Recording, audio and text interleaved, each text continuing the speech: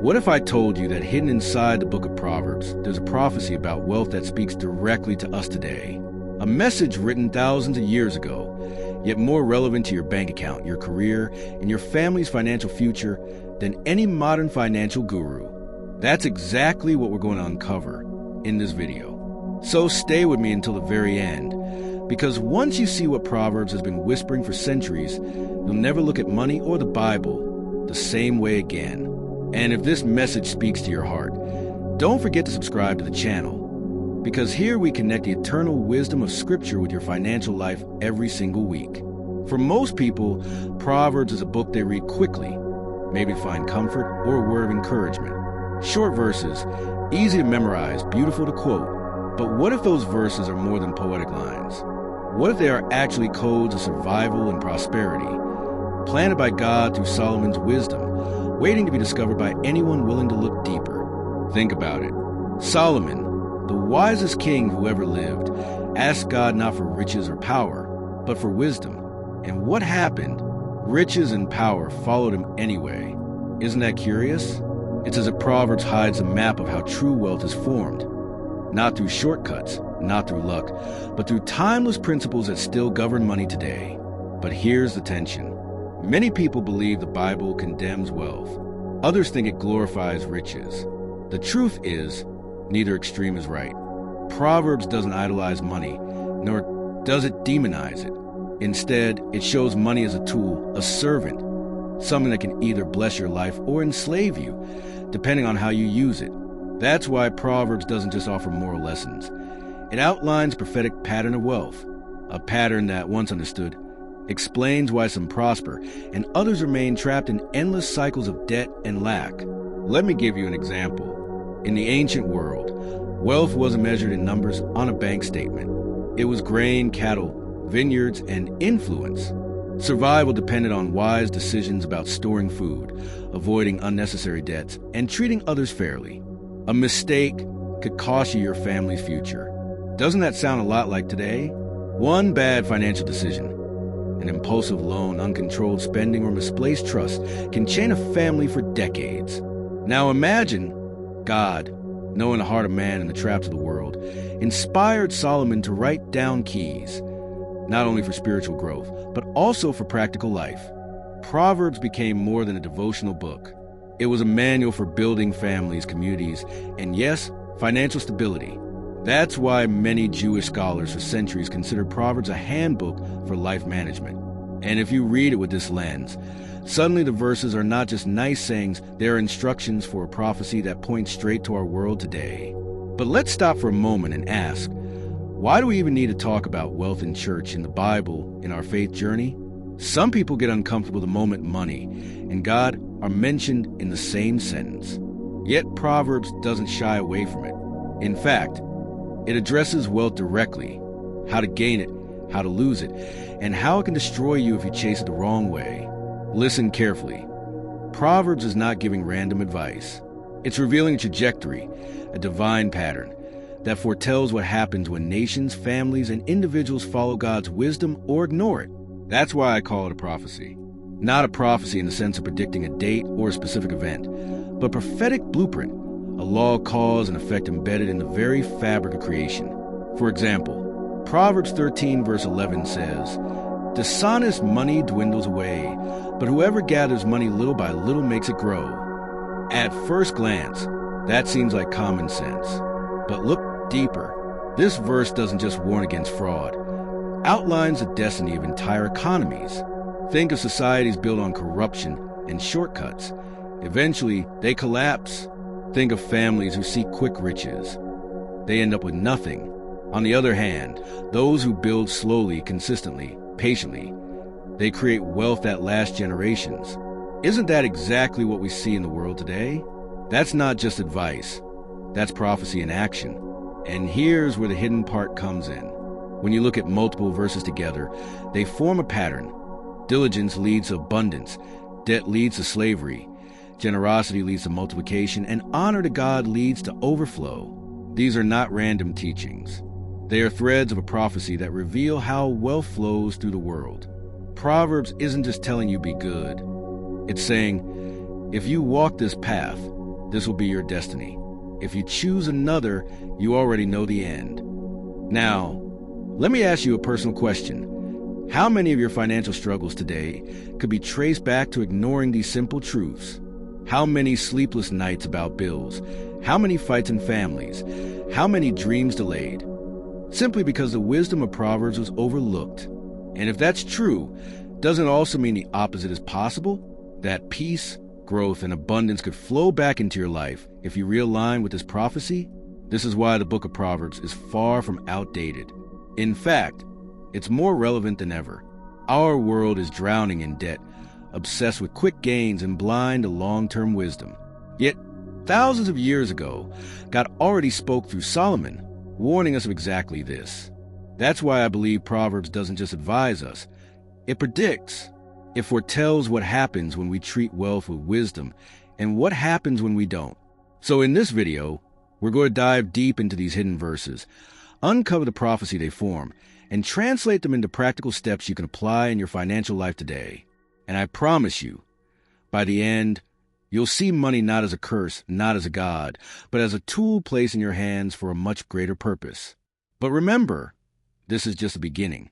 In the next section, we will start unlocking the actual verses one by one and discover the exact prophecy hidden in them. You don't want to miss this, because it might just change not only the way you see your finances, but the way you see your entire calling in life. And before we continue, let me invite you, if you want to keep walking this journey of wisdom with us, make sure you're subscribed to the channel and turn on the notifications. That way, every new teaching from Proverbs that we uncover together will reach you first. This community is about more than money. It's about living God's design for abundance and freedom. When we open the Book of Proverbs and read it carefully, something fascinating begins to emerge. At first, the verses might seem like simple advice, short phrases of wisdom meant to guide our daily life. But when you read them side by side, a deeper pattern comes into view. It is almost as if these short, seemingly disconnected lines begin to form a tapestry, a hidden prophecy about how wealth is created, how it disappears, and how it shapes the destiny of individuals, families, and even nations.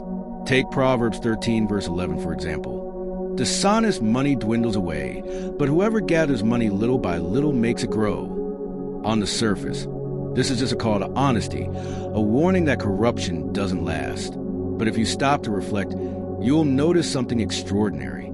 This verse is not just about morals. It's a financial law.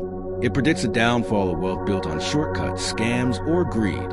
Entire companies and even nations have collapsed because they ignored this principle. Think of corporations that rose overnight through lies and manipulation, only to collapse in disgrace, leaving millions of lives shattered. Isn't that exactly what this verse said thousands of years ago? And then comes the second half of prophecy. Whoever gathers money little by little makes it grow. Solomon, 3,000 years ago, was already describing the principle of compound growth, of slow, steady accumulation. Today we call it investing, saving, building step by step. It's almost shocking to realize that the wisdom behind modern financial stability was already written in the pages of Proverbs long before the first bank ever existed. Another verse adds more detail to this hidden picture. Proverbs 21 verse 5 declares, "The plans of the diligent lead to profit as surely as haste leads to poverty." Again, it sounds simple, but look at the force of the words. This is not a suggestion, it's a certainty. As surely as. This is prophecy disguised as advice. Careful planning and steady diligence will inevitably bring profit. It is not luck, it is law. But the opposite is also guaranteed. Haste, impulsiveness, and impatience lead straight to poverty. How many times have we seen this prophecy fulfilled? People rushing into get-rich-quick schemes, chasing overnight success, signing loans they cannot afford, launching businesses without strategy. And the result is always the same. Poverty follows haste. It is not coincidence. It is not bad fortune. It is Proverbs, written thousands of years ago, playing out in real time. But perhaps the most striking prophecy comes from Proverbs 22, verse 7. The rich rule over the poor, and the borrower is slave to the lender. When Solomon wrote those words, slavery was a literal reality in the ancient world. Yet today, the verse has become a chilling description of our financial system. The entire global economy is built on debt. Nations borrow trillions. Families depend on credit cards. Young people begin their adult lives already chained to student loans. And what does Proverbs call this? Not partnership, not opportunity, but slavery. The borrower is slave to the lender. Doesn't this sound exactly like our world today? Every time interest piles up, every time a family feels trapped under the weight of payments, Proverbs 22 verse 7 echoes as prophecy fulfilled. And this is where the hidden design becomes visible. Proverbs doesn't just offer random pieces of advice. It reveals prophetic pattern of wealth. Shortcuts lead to collapse. Steady diligence leads to growth. Debt creates slavery. Careful planning brings freedom and profit.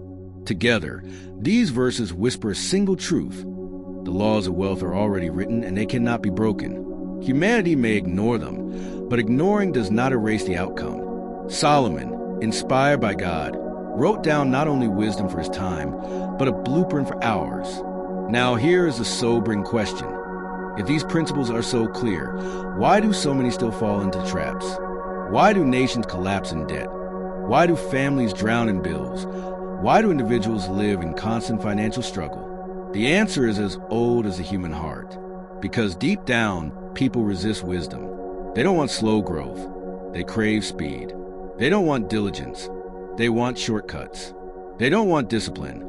They want pleasure now. And so, again and again, the prophecy of Proverbs is fulfilled. It is not that God cursed them. It is that they ignored the blueprint. Think about our recent history. The financial crisis of 2008 was not an accident. It was Proverbs written across the headlines. People borrowed more than they could pay. Banks pushed debt recklessly. Everyone rushed, no one planned. And what was the result? Poverty, collapse, slavery to lenders. Or consider the culture of gambling and lotteries. Millions of people throw away money every day, chasing instant wealth. And what happens? Their wealth dwindles away. Proverbs warned us, yet the cycle repeats endlessly. Even in personal stories, we see the prophecy at work. How many of us can trace moments of struggle back to an impulsive decision, a debt we should never have taken, a lack of patience when wisdom was calling us to wait? But here's the mercy of God hidden in Proverbs. Every prophecy of warning also comes with an alternative. Every verse doesn't just say what not to do. It also offers what to do. Don't chase dishonest money, build steadily. Don't rush, plan diligently. Don't borrow, live free. Don't hoard, give generously. Each verse presents a contrast, a choice, a doorway. And when you choose God's side of the contrast, you step into alignment with his promise of abundance. That's the true hidden prophecy of Proverbs. This is why I believe Proverbs is not only wisdom literature, but also prophetic revelation. It doesn't simply describe human behavior. It reveals divine law. It shows what will happen when we choose shortcuts, and what will happen when we choose wisdom. It shows the destiny of those who ignore God's path, and the blessing of those who follow it. And the most astonishing part is how alive these words are today, in the middle of our modern economy, as if they were written yesterday for us. But here's the best part. In the next stage of our journey, we're going to take these prophetic principles and translate them into practical strategies you can apply right now. Because knowing the prophecy is one thing. Living inside it is another. How do you escape the slavery of debt when everyone around you is trapped? How do you build wealth slowly and steadily in a world obsessed with speed? How do you honor God with your finances in a way that unlocks not only material blessing, but peace and purpose?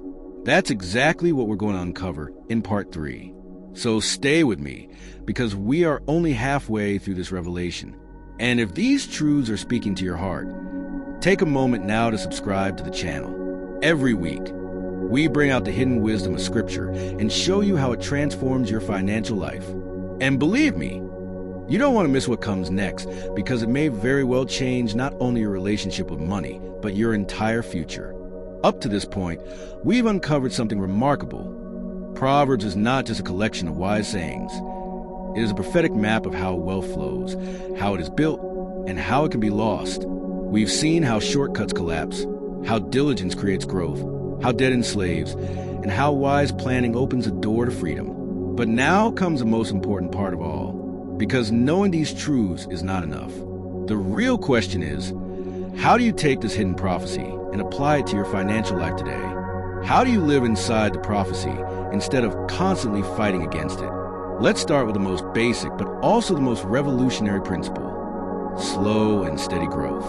Proverbs says, whoever gathers money little by little makes it grow. That's not just a poetic idea. It's the secret of financial freedom. In a culture where everyone wants everything instantly, the wisdom of God tells us to be patient, to build gradually, to value consistency over speed. And here's the truth. This is exactly how wealth works in real life. Small amounts saved faithfully, small investments repeated over years, small acts of discipline that accumulate. These are the seeds of prosperity. This is not about becoming rich overnight. It's about becoming unshakable over time. And yet, the world hates this principle. The advertisements around us scream the opposite. Get it now. Pay later. Why wait when you can have it today? That is the spirit of haste, the prophecy of poverty. Every time you choose patience over haste, you are not just making a financial decision. You are stepping into alignment with God's prophecy of abundance. Imagine your own life if you began to practice this right now. Imagine choosing to save faithfully, even in small amounts, instead of giving into every impulse. Imagine choosing to build slowly rather than gamble on shortcuts. That simple shift could mean the difference between years of slavery and a future of freedom. The second principle is diligence and planning. Proverbs says, the plans of the diligent lead to profit as surely as haste leads to poverty. If you want your finances to grow, you cannot live without a plan. Think of diligence as more than just hard work. Diligence means intentionality, consistency, focus.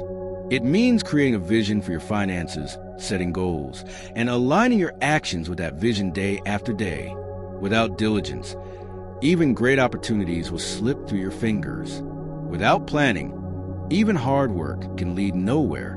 But with diligence and planning, Proverbs promises something astonishing. Profit is inevitable. Did you catch that?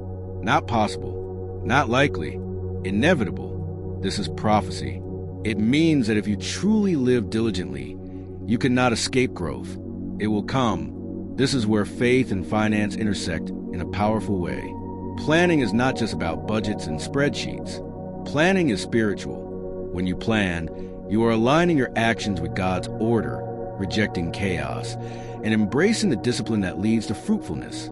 The world may call it strategy, but Proverbs calls it wisdom, and wisdom is divine. Now let's talk about the third principle, freedom from debt. Proverbs declares, the borrower is slave to the lender. This is perhaps one of the most countercultural truths in our time. Our society tells us that debt is normal, that it's the only way to live, the only way to buy a home, to study, to advance. But Proverbs tears off a disguise. Debt is not partnership. It is not opportunity. It is slavery. And here's the reality. You cannot live in true abundance while bound in chains. Debt steals your peace. It steals your future, and it keeps you working not for your dreams, but for someone else's profit. Applying this prophecy today means making the radical decision to escape the debt trap. It may not be instant. It may take years. But every payment that reduces your debt is an act of breaking chains. Every time you choose to live within your means, every time you refuse to borrow, you are choosing freedom. And with freedom comes possibility. Without the weight of debt, your resources are no longer consumed by slavery. They're free to grow, to bless, to expand. Can you see how powerful this is? Escaping debt is not just financial. It is spiritual deliverance.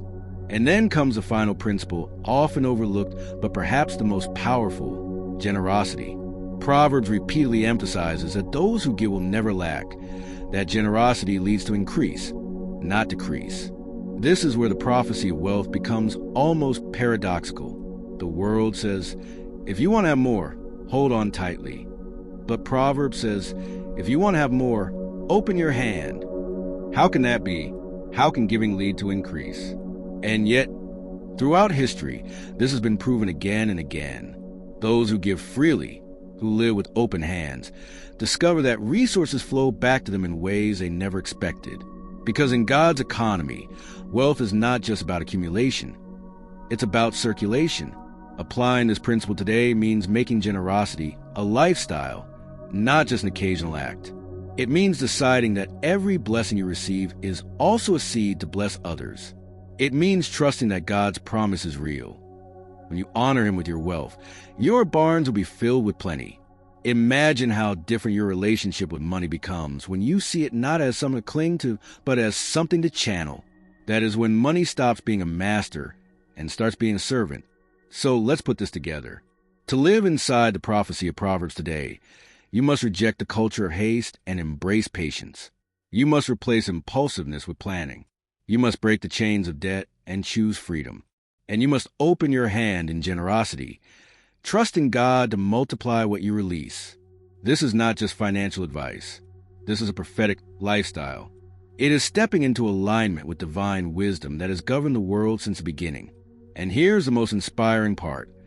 You don't need to wait for some distant future to start. You can begin today. Right now, you can choose to make a plan for your money. You can choose to stop chasing shortcuts. You can choose to take the first step out of debt. You can choose to give, even if it's small, trusting that God sees your faith. Each decision is a step away from slavery and a step toward freedom. Each act of obedience to Proverbs is a key that unlocks abundance in your life. But as powerful as this is, we are still not at the end of the journey. Because there is one final revelation, one verse in Proverbs that unlocks everything we've been talking about, a verse that many read but few truly see. It is the heart of the hidden prophecy of wealth. And once you understand it, you'll realize that all these principles, patience, diligence, freedom, generosity, flow from a single source. That's what we're going to uncover in part 4, the great revelation, the moment where everything comes together.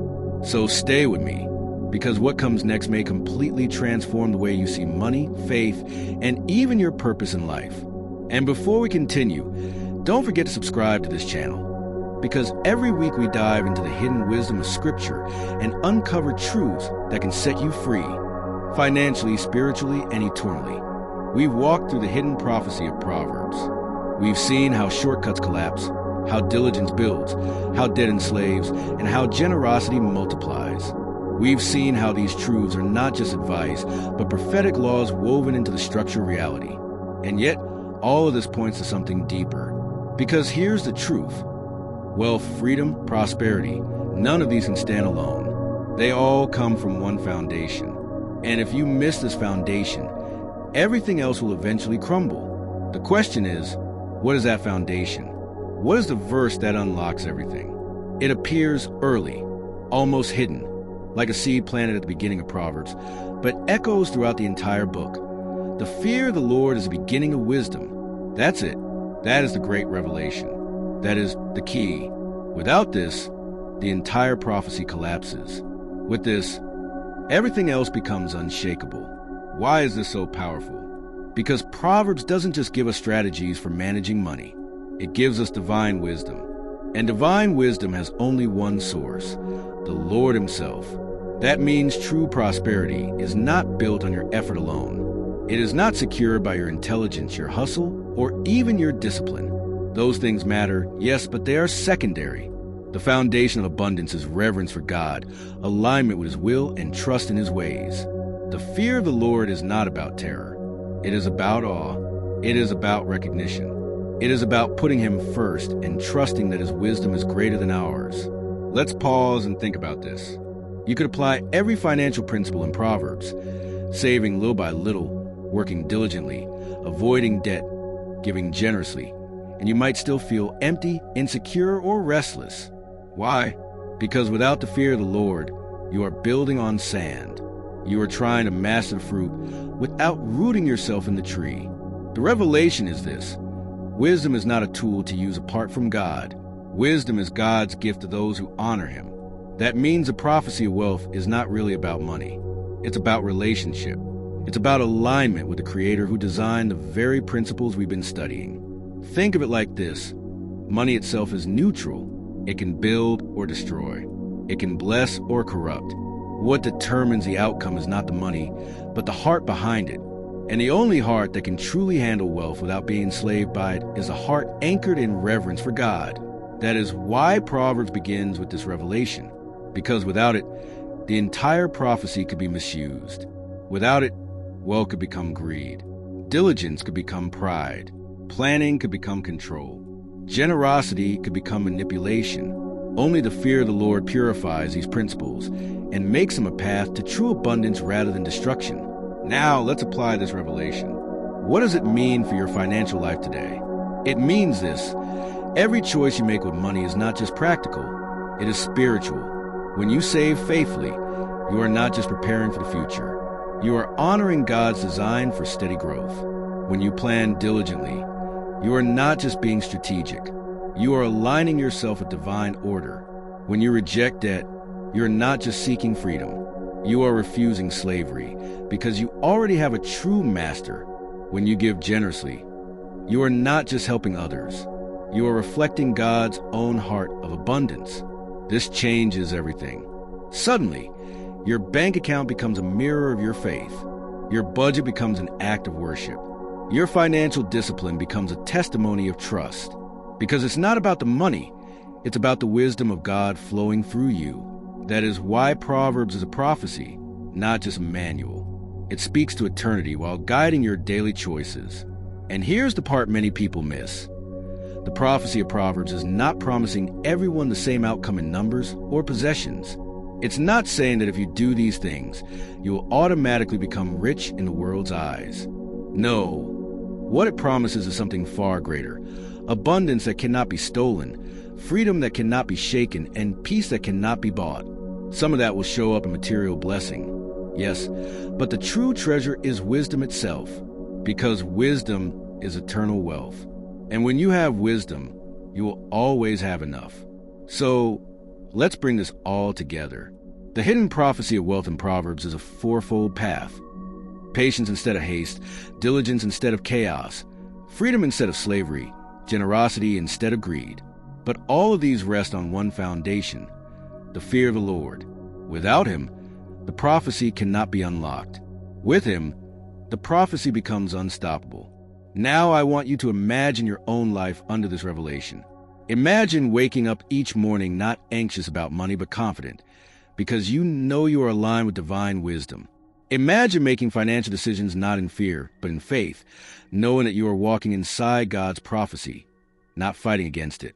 Imagine being free from debt, free from greed, free from the endless chase, and instead living in peace, building steadily, giving freely and trusting completely. That is the life Proverbs describes. That is the hidden prophecy now revealed. And the best part? You don't need to be perfect to begin. You don't need to have it all figured out. You don't need to wait until your finances look good. The prophecy begins the moment you choose to fear the Lord, to honor him first, to seek his wisdom. From that choice, everything else flows. That is the doorway. That is the beginning of abundance. So here's the call. Don't just listen to these words. Step into them. Choose today to align your life with the hidden prophecy of Proverbs. Choose patience over haste. Choose diligence over chaos. Choose freedom over slavery. Choose generosity over greed. And above all, choose the fear of the Lord as your foundation. Do this, and you will not just find wealth, you will find wisdom. And wisdom is the greatest treasure of all. This is a revelation. This is a prophecy. And now it belongs to you. If this journey has spoken to your heart, if you've discovered something here that you never saw before, then I invite you to keep walking with us. Subscribe to this channel. Because every week we uncover more of the hidden wisdom of Scripture, more truths that can transform your life. Don't just let this be another video. Let it be the beginning of a new way of living, a life aligned with divine prophecy. Because once you unlock wisdom, everything else follows.